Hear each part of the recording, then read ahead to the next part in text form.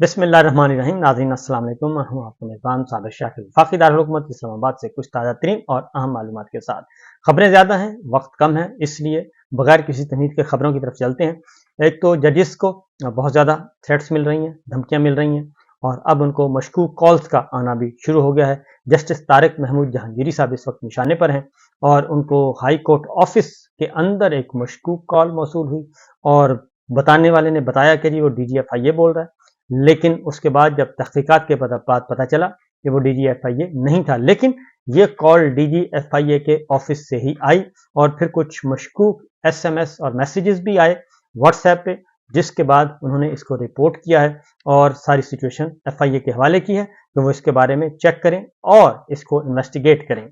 ये सिलसिला इसलिए शुरू हुआ है कि जस्टिस तारिक महमूद जहांगीरी, पाकिस्तान मुस्लिम लीग नवाज के 3 हारे हुए उम्मीदवार जिनको फॉर्म 47 के तहत जितवाया गया है इस्लामाबाद में, उनका मुकदमा सुन रहे हैं, उससे पीछे हटने के लिए तैयार नहीं है और उन 6 जजेस में भी शामिल हैं जिन्होंने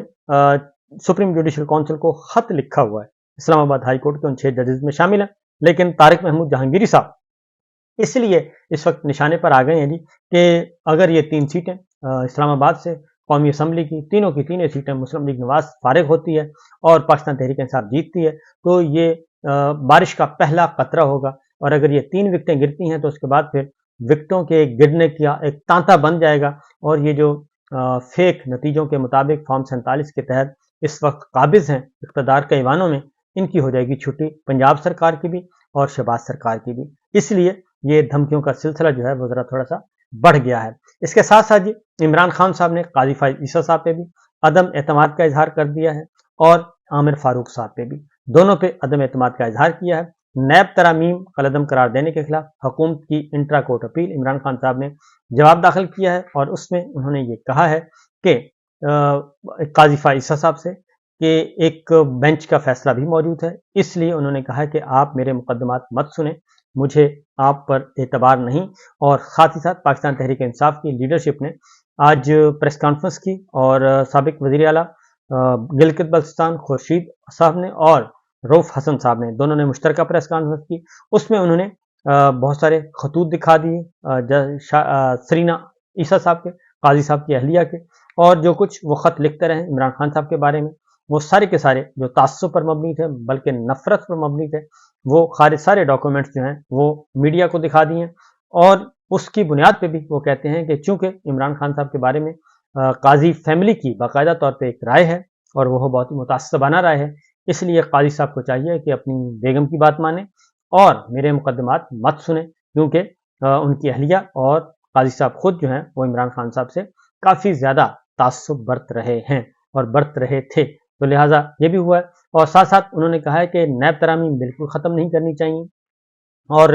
अगर मुझे नुकसान पहुंचता भी है तो मैं मुकदमा लड़ने के लिए तैयार हूं, और क्योंकि मैंने कोई करप्शन नहीं की। जस्टिस अस्तर मिर्ज़ा साहब ने पूछा था कि अगर ये नैब तरामीम ख़त्म की जाती हैं तो इसका नुकसान मुझे होगा, तो उन्होंने कहा जी कि मैं बिल्कुल क्लियर हूँ कि पाकिस्तान बचना चाहिए, पाकिस्तान के अंदर लूट मार ख़त्म होनी चाहिए, इसलिए ये कोई इस बुनियाद पर मैं नैब तरामीम को सपोर्ट नहीं कर सकता कि ज़ाती तौर पर मुझे फ़ायदा पहुँचेगा। नैब ने मेरे खिलाफ केस बनाए और 1 करोड़ 80 लाख के नेकलेस को 3 अरब 18 करोड़ का बना दिया, ये भी इमरान खान साहब ने लिखा है और काजी साहब के पे उन्होंने एतराज़ भी कर दिया है और उन्होंने कहा है कि चूंकि काजी साहब के बारे में ये कहा है कि करप्शन को बचाने के लिए की गई तरामीम अवाम का कानून पर एतबार उठा देती हैं और इन कवानीन का मकसद ज़ाती तौर पर शख्सियात को फ़ायदा पहुँचाना है, लिहाजा आप भी उन्हीं के तरफदार हैं, आप जो हैं इस मामले में अब इस मुकदमे से भी आपको अलग हो जाना चाहिए। तो ये सूरत हाल हुई है। इसके साथ साथ जी सुप्रीम इस्लामाबाद हाई कोर्ट में एक अहम मुकदमा था, 20 साल से लापता शहरी अतीकुर रहमान की बाजियाबी का मामला था और जस्टिस मियां गुल हसन औरंगजेब ने समाअत की है और अदालती हुक्म के बावजूद अटॉर्नी जनरल पेश नहीं हुए।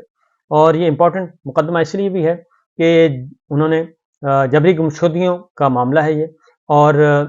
जस्टिस मियां गुल हसन औरंगजेब ने कहा कि जब भी किसी को जबरी गुमशुदा किया जाता है तो इसका मतलब होता है आर्म्ड फोर्सेस ने बंदा उठा लिया है। अगर मैं फैसला दे भी देता हूं तो इससे क्या फर्क पड़ेगा। आप सोच नहीं सकते हम कितने बेचैन हैं ہم کتنے بے بس ہیں، یہ جسٹس میاں گل حسن اورنگزیب کہہ رہے ہیں، ایک ہائی کورٹ کے جج کہہ رہے ہیں کہ ہم بے چین ہیں، بے بس ہیں۔ اور اگلی بات انہوں نے کہا کہ وفاقی وزراء کو عدالت میں طلب کیا لیکن کچھ نہ ہوا۔ جسٹس میاں گل حسن اورنگزیب نے کہا کہ ان کو بلایا لیکن کوئی فرق نہیں پڑا، کوئی کچھ نہیں ہوا۔ اور اگلی بات وزیر اعظم، انہوں نے کہا کہ وزیر اعظم کو بھی بلایا گیا لیکن ان کے آنے سے بھی مسئلہ حل نہیں ہوا۔ میاں گل حسن اورنگزیب صاحب نے کہا کہ جی وفاقی وزراء کو عدالت میں طلب کیا لیکن کچھ نہ ہوا، اور وزیر اعظم کو طلب کیا تو وہ بھی ایک ہکا بکا سا چہرہ بنا کے آ گئے اور ان کے ساتھ بھی کچھ نہیں تھا۔ اور جسٹس قیانی نے اپنا مائنڈ ظاہر کیا تو ان کے خلاف باقاعدہ طور پہ انہیں بدنام کرنے کی مہم شروع کر دی گئی۔ اور اس کے ساتھ ساتھ انہوں نے یہ بھی کہا کہ وزارت خارجہ کو سمن کریں گے کہ ایکسپیڈائٹ کریں اس معاملے کو، اور لاپتہ کمیشن کو ہدایت کی، رجسٹرار لاپتہ کمیشن کو بھی انہوں نے بھی کہا کہ آپ بھی مسنگ پرسنز کے معاملے میں کچھ بھی نہیں ہے، آپ اپنے حکم پر عمل درآمد کرائیں تاکہ وہ لوگ جان نہ آئیں، جسٹس میاں گل حسن اورنگزیب نے کہا۔ اور سماعت کر دی ہے ملتوی تقریباً 2 ہفتے کے لیے۔ اور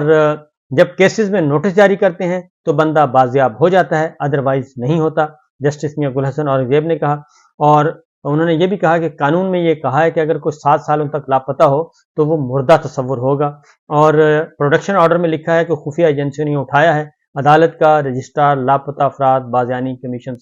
کمیشن سے مطالبہ، اور جسٹس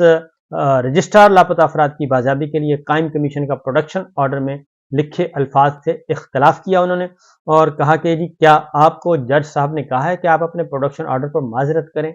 ہم کوئی بھی آرڈر جاری کریں، مجھے نہیں لگ رہا کہ یہ بندہ زندہ بھی ہوگا۔ بلوچستان میں 10-15 سال کے بعد بھی لوگ گھروں کو لوٹ آئے، ایمان مزاری نے یہ بات کہی۔ اور اس طریقے سے جی جو جبری گمشدہ افراد کا یہ معاملہ ہے یہ ابھی تک حل نہیں ہو رہا، اور اس میں اب عدالت نے دوبارہ اٹارنی جنرل کو پیش ہونے کا حکم دیا ہے اور پھر سماعت کر دی ہے ملتوی۔ اس کے ساتھ ساتھ جو آگے ہے جی کیس وہ ہے عمران خان صاحب کا عدت کا کیس ہے، وہ آج دوبارہ اس کی سماعت ہوگی، اور بہت زیادہ چانسز ہیں کہ آج کیس کنکلوڈ ہو جائے، ورنہ یہ کل کیس جو ہے وہ کنکلوڈ ہو جائے گا، کیونکہ کل آخری تاریخ ہے، 12 تاریخ آخری ہے اور 12 تاریخ تک یہ کنکلوڈ ہونا ہے۔ تو آج تھوڑے سا ٹائم لیں گے میرا خیال ہے سلمان صفدر صاحب، اور اس کے بعد پھر آ جائیں گے اپوزٹ جو وکیل ہیں خاور مانیکا کے، انہوں نے، اور یہ پرسوں سے آگے جا نہیں سکتا۔ اس پہ آج جو سماعت ہوئی ہے اس میں سلمان صفدر صاحب اور خدیجہ صدیقی صاحبان نے آرگومنٹس کیے تھے، اور اس میں انہوں نے کہا کہ جی پینل کوڈ میں کہیں عدت کا ورڈ نہیں ملا۔ خدیجہ صدیقی نے کہا سابقہ شوہر کسی صورت نہیں بتا سکتا کہ عدت اور خاتون کے جو پیریڈ ہیں کہ 3 سائیکل کب مکمل ہوئے، یہ خدیجہ صدیقی صاحب نے کہا۔ سابقہ شوہر نے شکایت بھی 2000 دنوں کے بعد فائل کی ہے، 2000 دنوں کے بعد فائل کی ہے، اور عدت میں شادی کے حوالے سے پہلے بھی کئی کیسز ہوئے، تاہم یہ پہلا کیس کہا جا سکتا ہے جو زیادہ ہائی لائٹ ہوا۔ جج افضل مجوکا نے کہا جرم تب بنتا ہے جب ثابت ہو کہ عدت میں شادی ہوئی، اور زبانی طلاق بشریٰ بی بی کو اپریل 2017 میں دی گئی، اگست میں وہ والدہ کے گھر رہائش پذیر ہوئیں، اور بیک ڈیٹ میں طلاق نامہ بنانا کوئی بڑی بات نہیں ہے، اور پریگنینسی کی وجہ سے اسلام میں عدت پیریڈ رکھا گیا ہے، اور اس کیس میں حمل کا کوئی معاملہ نہیں ہے۔ اصل چیز ہی یہ ہے جی کہ جو عدت ہے وہ ریلیٹ کرتی ہے کہ پریگنینسی کا خطرہ ہوتا ہے، اس کو اگر وہ شبہ دور ہو جائے تو پھر اس کے اکارڈنگلی آگے پھر ذیلی احکامات ہیں اس کے اکارڈنگلی چلا جاتا ہے۔ فیملی کورٹ سے بھی خاور مانیکا نے رجوع نہیں کیا، اور خاور مانیکا